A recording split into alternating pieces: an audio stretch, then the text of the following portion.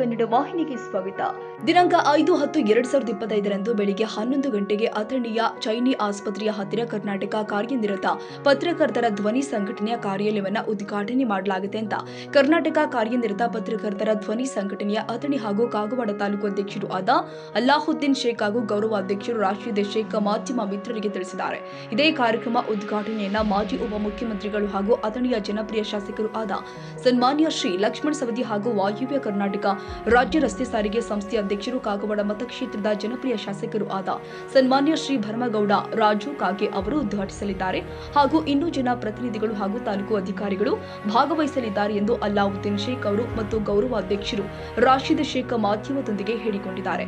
ಅದಲ್ಲದೆ ಈ ಕಾರ್ಯಕ್ರಮಕ್ಕೆ ಅಂದ್ರೆ ರೈತ ಮುಖಂಡರು, ಸಮಾಜ ಸೇವಕರು, ನಾಗರಿಕರು ಹಾಗೂ ತಾಲೂಕಿನ ಮಾಧ್ಯಮ ಮಿತ್ರರು ಕಾರ್ಯಕ್ರಮಕ್ಕೆ ಬಂದು ಈ ಕಾರ್ಯಕ್ರಮವನ್ನು ಯಶಸ್ವಿಗೊಳಿಸಬೇಕು ಎಂದು ತಾಲೂಕು ಅಧ್ಯಕ್ಷರು ಮನವಿಯನ್ನು ಮಾಡಿದ್ದಾರೆ.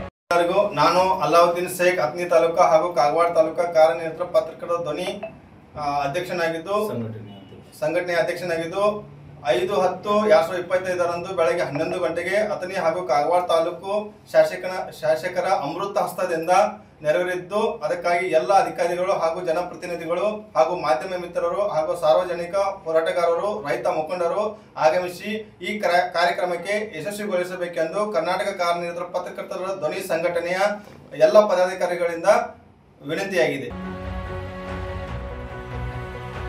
ತಾಜಾ ಸುದ್ದಿಗಾಗಿ ಎಂಟಿವಿ ನ್ಯೂಸ್ 24x7ಗೆ ಸಬ್ಸ್ಕ್ರೈಬ್ ಮಾಡಿ ಮತ್ತು ಬೆಲ್ ಐಕಾನ್ ಅನ್ನು ಒತ್ತಿ. ತಪ್ಪದೇ ಲಿಂಕ್ ಶೇರ್ ಮಾಡಿ.